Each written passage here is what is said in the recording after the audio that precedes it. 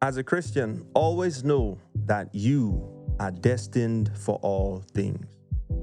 Think of it as, God is that like ultra mega wealthy father who has amassed a lot of wealth and one day intends to hand it over to you, his child. Now imagine yourself in his shoes. What will you do?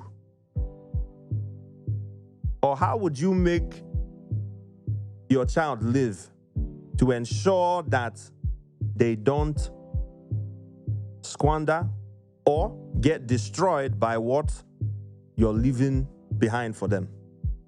Keep in mind, you're leaving behind for them a lot of good things. Things that can even make their life so easy that they might become lazy if care is not taken. Ask yourself that question. Then you begin to understand why God can sometimes be hard on you.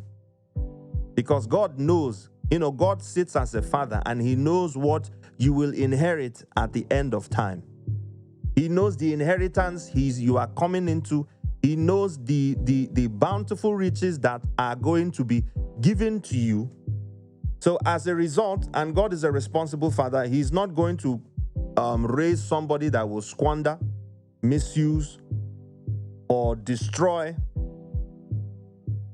his good works, his good investments.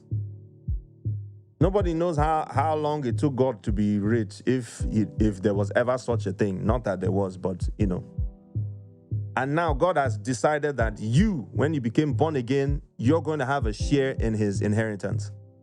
Maybe you'll be able to understand God a little more, why he lets you go through some hard things so that he can build. The Bible says, love God with your spirit, soul, body, and mind, and with all your strength. And God lets you go through adversity, difficult times, not because he's wicked or he's trying to, he's out to get you, no, but so that he can build into you the character, the personality, the grit, and also make sure that your faith in him is genuine enough for him to say, now I know, like he told Abraham, now I know that you love me. Genuine enough so that after you've gone through all those things, he can now be comfortable with himself, knowing that I can give you this inheritance of mine. God is not wicked, even when things are tough. So don't always, at a point in your life, you have to come out of asking God, why me? Why me? Why me? Why won't it be you? Don't spend your time looking at how good other people have it and then you think your own is bad because yours is not like theirs. No, we are not all on the same journey. We're not all on the same path. Instead of asking God, why me?